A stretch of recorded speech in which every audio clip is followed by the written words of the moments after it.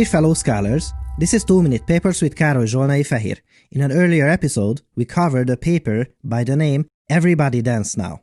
In this stunning work, we could take a video of a professional dancer, then record a video of our own, let's be diplomatic, less beautiful moves, and then transfer the dancer's performance onto our own body in the video. We call this process motion transfer.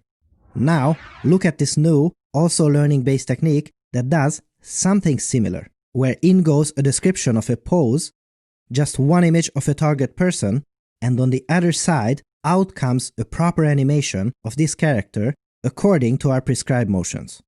Now, before you think that it means that we would need to draw and animate stick figures to use this, I will stress that this is not the case.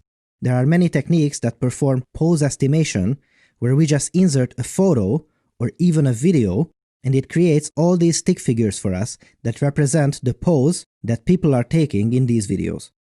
This means that we can even have a video of someone dancing and just one image of the target person, and the rest is history.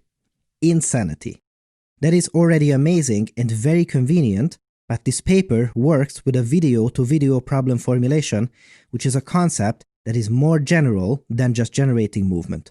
Way more. For instance, we can also specify the input video of us, then add one or at least a few images of the target subject, and we can make them speak and behave using our gestures. This is already absolutely amazing. However, the more creative minds out there are already thinking that if we are thinking about images, it can be a painting as well, right?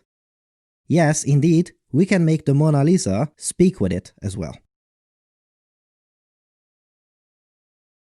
It can also take a labeled image. This is what you see here, where the colored and animated patches show the object boundaries for different object classes. Then we take an input photo of a street scene and we get photorealistic footage with all the cars, buildings, and vegetation. Now, make no mistake, some of these applications were possible before, many of which we showcased in previous videos, some of which you can see here. What is new and interesting here is that we have just one architecture that can handle many of these tasks.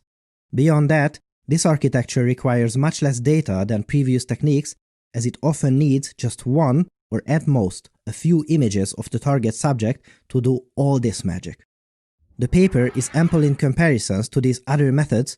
For instance, the FID measures the quality and the diversity of the generated output images and is subject to minimization, and you see that it is miles beyond these previous works. Some limitations also apply. If the inputs stray too far away from topics that the neural networks were trained on, we shouldn't expect results of this quality, and we are also dependent on proper inputs for the poses and segmentation maps for it to work well. The pace of progress in machine learning research is absolutely incredible, and we are getting very close to producing tools that can be actively used to empower artists working in the industry. What a time to be alive!